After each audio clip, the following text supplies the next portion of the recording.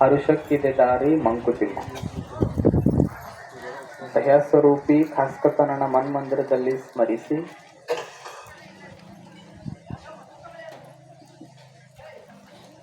ಕೊಣ್ಣೂರಿನ 96 ಮತ್ತು 99ನೇ ಬ್ಯಾಚಿನ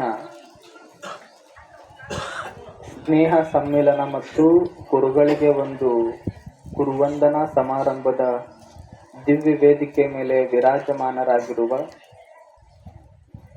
ಕೊಣ್ಣೂರಿನ ಮುತ್ಯ ಅವರಲ್ಲಿಯೂ ಕೂಡ ಶರಣಾರ್ಥಿಯನ್ನು ಸಲ್ಲಿಸಿ, ಅವರಿವರೆನ್ನದೇ ವೇದಿಕೆ ಮೇಲೆ ವಿರಾಜಮಾನರಾಗಿರುವ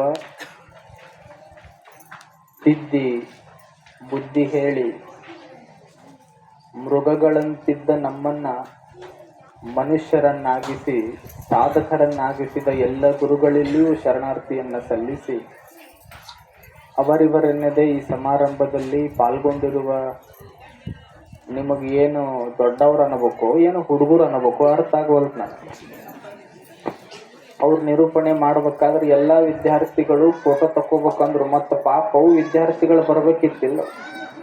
ವಿದ್ಯಾರ್ಥಿಗಳು ಇವತ್ತ ಅವು ಇನ್ನೂ 15 ವರ್ಷ ವಿದ್ಯಾರ್ಥಿಗಳಾಗಿರ್ತಾವ ಕೆಳಗ್ ತುಂಬಿತ್ತು. ಆದ್ರೆ ನಿಮಗೆ ಇವತ್ತು ಒಂದೇ ದಿನ ವಿದ್ಯಾರ್ಥಿಗಳಾಗಿರಕ್ಕೆ ಅವಕಾಶ ಸಿಕ್ಕೈತಿ. ಮತ್ತೆ ನಾಳಿಂದ ನೀವು ಆಸ್ತಿ ಒಬ್ರು, ಸಸಿ ಒಬ್ರು, ಅಳಿಯ ಒಬ್ಬವ, ಮಾವ ಒಬ್ಬವ, ಸರ್ಪಂಚ, ಅಧ್ಯಕ್ಷ ಲೇಬಲ್ ಎಲ್ಲ ಹೊರಗೆ. ಇವತ್ತೊಂದು ದಿನ ನೀವೆಲ್ಲ ವಿದ್ಯಾರ್ಥಿಗಳಾಗಿದ್ದೀರಿ. ತಮಗೆಲ್ಲರಿಗೂ ನನ್ನ ಶರಣಾರ್ಥಿಯನ್ನು ಸಲ್ಲಿಸಿ,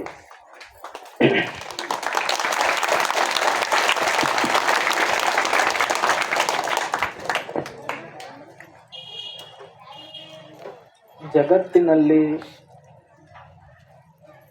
ತಾಯಿಗೆ ಎಷ್ಟು ಕಿಮ್ಮತ್ತಿದೆಯೋ ಅಷ್ಟೇ ಕಿಮ್ಮತ್ತು ಗುರುವಿನಿಗಿದೆ.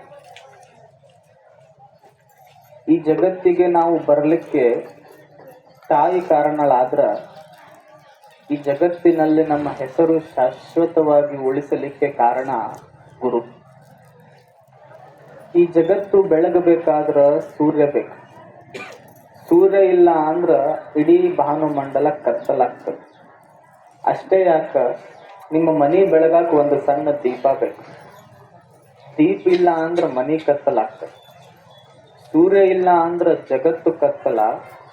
ದೀಪ ಇಲ್ಲ ಅಂದ್ರ ಮನೆ ಕತ್ತಲ. ಗುರು ಇಲ್ಲ ಅಂದ್ರೆ ಜೀವನವೇ ಕತ್ತಲಾಗಿ ಹೋಗ್ತದೆ. ಗುರುವೇ ಸೂರ್ಯನಿಗೆ ಹೋಲುವ ಜಗತ್ತಿನ ಏಕೈಕ ವ್ಯಕ್ತಿತ್ವ ಯಾವುದು ಅಂದ್ರೆ ಅದು ಗುರು ಮಾತ್ರ. ಗುರುವಿಗಿಂತ ದೊಡ್ಡವ ಯಾರು? ಪಾಪರಹಿತ ಪದಂ